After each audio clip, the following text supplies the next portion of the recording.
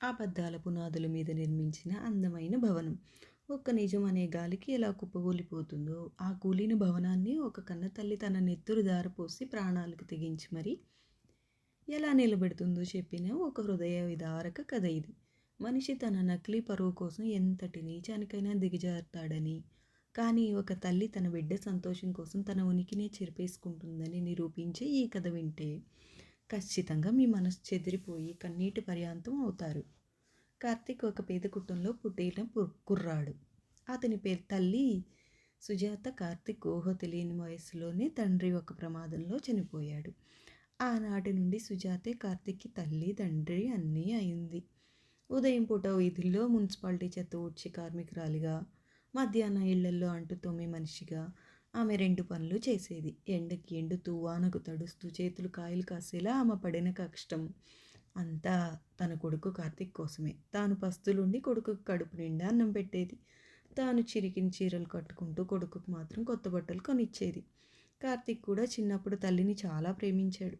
కానీ వయసు పెరిగే కొద్దీ అతనికి బాహ్య ప్రపంచం మీదే మోజు పెరిగింది. కార్తీక్ చదువులో చురుకైన వాడు కావడంతో సుజాత తన రక్తాన్ని చెమటగా మార్చి అప్పులు చేసి మరీ సిటీలోని ఒక పెద్ద కాలేజీలో చేర్పించింది. అక్కడే కార్తీక్ జీవితంలో, అతని ఆలోచనలో ఒక విషపూరితమైన మార్పు మొదలైంది. ఆ కాలేజీలో చదివే విద్యార్థులంతా కోటీశ్వర్ల పిల్లలు. వాళ్ళ కార్లు, వాళ్ళ బట్టలు, వాళ్ళ లగ్జరీ జీవితం చూసి కార్తీక్లో ఒక రకమైన న్యూనతాభావం మొదలైంది. తన పేదరికం మీద తన కోపం రావడం మొదలైంది. ఆ కోపం క్రమంగా తన కన్న తల్లి మీద ద్వేషంగా మారింది. స్నేహితుల ముందు తన పరువు ఎక్కడ పోతుందో అన్న భయంతో తనది చాలా పెద్ద జమీందారీ కుటుంబం అని, తన తల్లిదండ్రులు అమెరికాలో ఉంటారని అబద్ధాలు చెప్పడం మొదలుపెట్టాడు. ఎప్పుడైనా సుజాత కొడుకును చూడాలని పల్లెటూరు నుండి కాలేజీకి వస్తే ఆమె వేసుకున్న పాత బట్టలు, మాసిన ముఖం చూసి కార్తీక్ అసహించుకునేవాడు. ఎందుకు నా పరువు తీయడానికి ఇక్కడికి వస్తావు? నా ఫ్రెండ్స్ చూస్తే నన్ను చీదరించుకుంటారు. ఇక మీదట ఎప్పుడు నా కాలేజీ వైపు రాకు అని తల్లి ముఖం మీదే కఠినంగా చెప్పేవాడు. ఆ మాటలు విన్న సుజాత గుండె ముక్కలయ్యేది. కొడుకు తనను చూసి అసహించుకుంటున్నాడని తెలిసినా ఆ కన్న తల్లి ప్రేమ మాత్రం తగ్గలేదు. వాడికి నా బట్టలు నచ్చలేదు కదా, అందుకే వద్దు అన్నాడు. అయినా వాడి చదువుకు ఆటంకం ఎందుకు అని తనని తాను సముదాయించుకుంటూ సైలెంట్గా వెనుదిరిగేది. కార్తీక్ ఇంజనీరింగ్ పూర్తయిన వెంటనే క్యాంపస్ ప్లేస్మెంట్లో ఒక పెద్ద ఐటీ కంపెనీలో ఉద్యోగం వచ్చింది. నెలకు లక్షల్లో జీతం. అతను సిటీలో ఒక లగ్జరీ అపార్ట్మెంట్లో అద్దెకి తీసుకున్నాడు. తన తల్లి నెలకు కొంత డబ్బు పంపిస్తూ ఆమెను తన దగ్గరకు రానివ్వకుండా దూరంగా ఉంచాడు. కాలక్రమంలో కార్తీక్ తన కంపెనీలో పనిచేసే నేహ అనే అమ్మాయితో ప్రేమలో పడ్డాడు. నేహ తండ్రి ఒక పెద్ద బిజినెస్ మ్యాన్. వాళ్ళ ఆస్తి 100 కోట్లలో ఉంటుంది. నేహ కుటుంబం కార్తీక్కి తన పిల్లనిచ్చి పెళ్లి చేయడానికి ఒప్పుకున్నారు. కానీ వాళ్ళు కార్తీక్ కుటుంబ నేపథ్యం గురించి అడిగినప్పుడు కార్తీక్ ఒక భయంకరమైన అబద్ధం చెప్పాడు. నేను చిన్నప్పుడే నా తల్లిదండ్రులు ఇద్దరూ ఒక కారు యాక్సిడెంట్లో చనిపోయారు. నేను ఒక అనాథను, నాకంటూ ఎవరు లేరు అని కన్నీళ్లు పెట్టుకుంటూ నటించాడు. ఆ అబద్ధం వెనుక అతని స్వార్థం దాగి ఉంది. తన తల్లి ఒక వీధి ఊడ్చే మనిషి అని తెలిస్తే నేహ వాళ్ళ నాన్న ఈ పెళ్లికి ఎక్కడ ఒప్పుకోడో అన్న భయం, తన నకిలీ పరువు ఎక్కడ పోతుందో అన్న ఆందోళన అతన్ని ఆ నీచమైన అబద్ధం ఆడేలా చేశాయి. పెళ్లికి ముందు జరిగే ఎంగేజ్మెంట్ని ఒక 5 స్టార్ రిసార్ట్లో చాలా ఘనంగా ఏర్పాటు చేశాడు నేహ తండ్రి. ఈ విషయం తన తల్లి సుజాతకు తెలియకుండా జాగ్రత్త పడ్డాడు. కార్తీక్, అమ్మ, నేను ఆఫీస్ పని మీద ఒక 1 నెల రోజుల పాటు అమెరికా వెళ్తున్నాను, నా ఫోన్ కలవదు అని తల్లికి అబద్ధం చెప్పాడు. పిచ్చి తల్లి ఆ మాటలు నమ్మి కొడుకు విదేశాలకు వెళ్తున్నాడని సంతోషపడింది. అయితే విధి ఆడిన వింత నాటకం మరోలా ఉంది.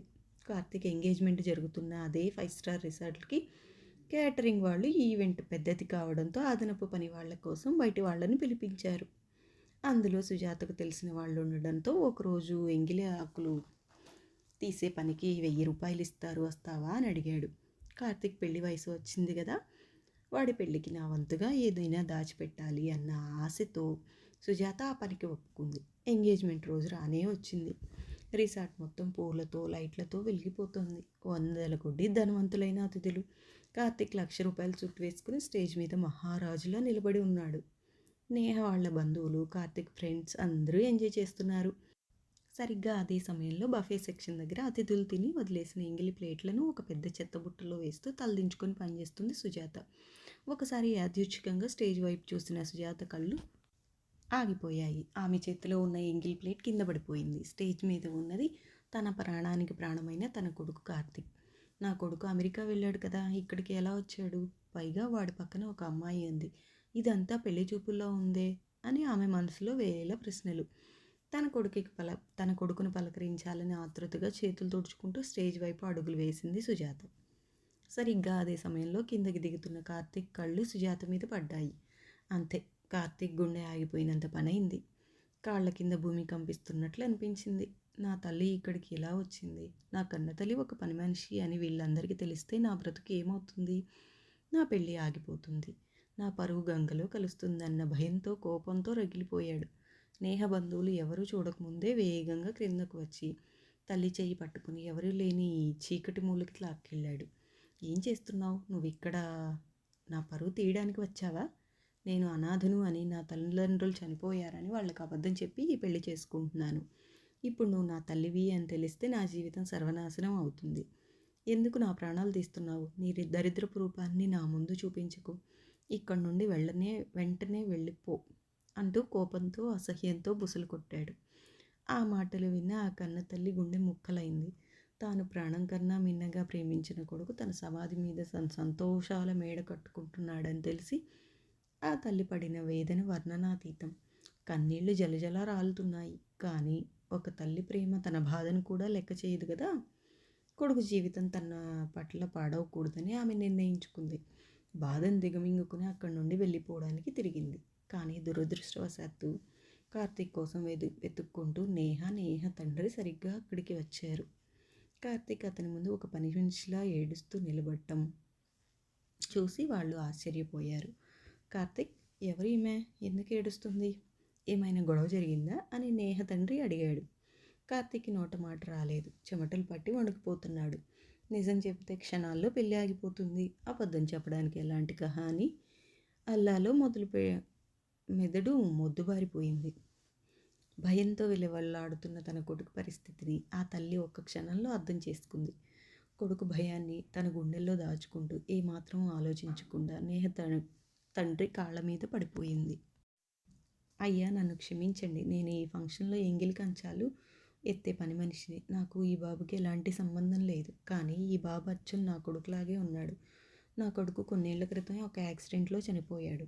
ఈ బాబుని చూసేసరికి నా చనిపోయిన కొడుకు గుర్తొచ్చి తట్టుకోలేక ఏడ్చేస్తూ ఆయనను పలకరించాను.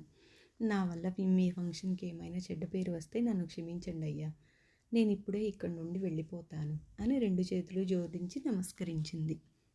ఒక్క క్షణం కార్తీక్కి ఊపిరాగినంత పనైంది. తన కొడుకు నకిలీ పరువు కోసం, తన కన్నబిడ్డ అబద్ధాన్ని నిజం చేయడం కోసం బ్రతికున్న తన కొడుకునే చచ్చిపోయాడని చెబుతూ తనకు తానే అనాథగా ఒక పరాయి పని మనిషిగా ఆ తల్లి చేసిన త్యాగం చూసి కార్తీక్ అహంకారం బూడిదైపోయింది. తన పరువు కోసం తల్లిని అసహించుకున్న తన నీచ బుద్ధికి అతనికి తన మీద తనకే ఏవగింపు పుట్టింది. తన కడుపు మార్చుకుని తన చేతులకు రక్తం వచ్చేలా కష్టపడి తనను చదివిస్తే ఈరోజు ఆ తల్లిని ఎంగిలి కంచాలు ఎత్తే స్థితికి చేర్చిన తన కృతజ్ఞతను తలుచుకుని కార్తీక్ మనసు దహించిపోతుంది. తన తల్లి తన ముందు ఒక అపరిచితురాల్లాగా తలదించుకుని వెళ్ళిపోతుంటే కార్తీక్ తట్టుకోలేకపోయాడు. అమ్మ అని అరుస్తూ పరిగెత్తుకుంటూ వెళ్ళి సుజాత కాళ్ళ మీద పడిపోయాడు కార్తీక్. నేహ కుటుంబం, అక్కడే ఉన్న బంధువులు అందరూ షాక్లో ఉండిపోయారు. నన్ను క్షమించమ్మా. నీ పవిత్రమైన ప్రేమను అర్థం చేసుకోలేని ఒక నీచుణ్ణి నేను. నాకు ఆ నకిలీ పరువు కోసం నన్ను చంపేసుకున్నాను. నేను మనిషిని కాదు, పశువుని అంటూ వెక్కి వెక్కి ఏడ్చాడు.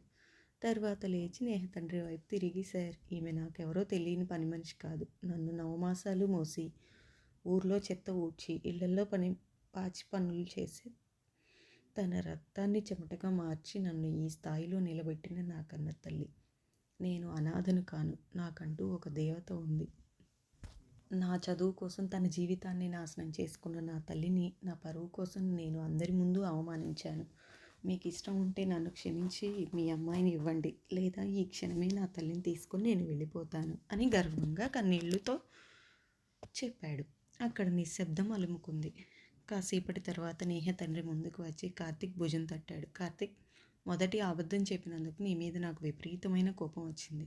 కానీ నీ తల్లి చేసిన త్యాగం చూశాక ఆ త్యాగాన్ని అర్థం చేసుకుని నువ్వు పశ్చాత్తాపపడిన ఆ తీరుని చూశాక నాకు నీ మీద గౌరవం పెరిగింది. కన్నతల్లి ప్రేమను, ఆమె విలువను తెలుసుకున్నవాడు ఎప్పుడూ తన భార్యను కూడా కంటికి రెప్పలా చూసుకుంటాడు. మా అమ్మాయికి ఇంతకంటే మంచి జీవిత భాగస్వామి, ఇంతటి త్యాగమయ్యి అయిన అత్తగారు దొరకరు అని చెప్పి సుజాతకు నమస్కరించాడు. కార్తీక్ కన్నీళ్లతో తన తల్లిని గట్టిగా హత్తుకున్నాడు. సుజాత కళ్ళలో ఇప్పుడు ఆనంద బాష్పాలు. మిత్రులారా, డబ్బు, హోదా, పరువు అనేవి ఒక నీటి బుడగ లాంటివి. ఈరోజు ఉంటాయి, రేపు పోతాయి. కానీ నిస్వార్థమైన కన్నతల్లి ప్రేమ మాత్రం మనం బ్రతికున్నంత వరకు మనల్ని రక్షిస్తూనే ఉంటుంది. మన కోసం అన్నీ త్యాగం చేసిన తల్లిదండ్రులను పరువు కోసం దూరం చేసుకోవడం కంటే పెద్ద పాపం మరొకటి లేదు. ఈ కథ మీ మనసును తాకినట్లయితే మీ తల్లిదండ్రులపై మీకున్న ప్రేమను గుర్తు చేసుకోండి. Thank you for watching friends. Bye.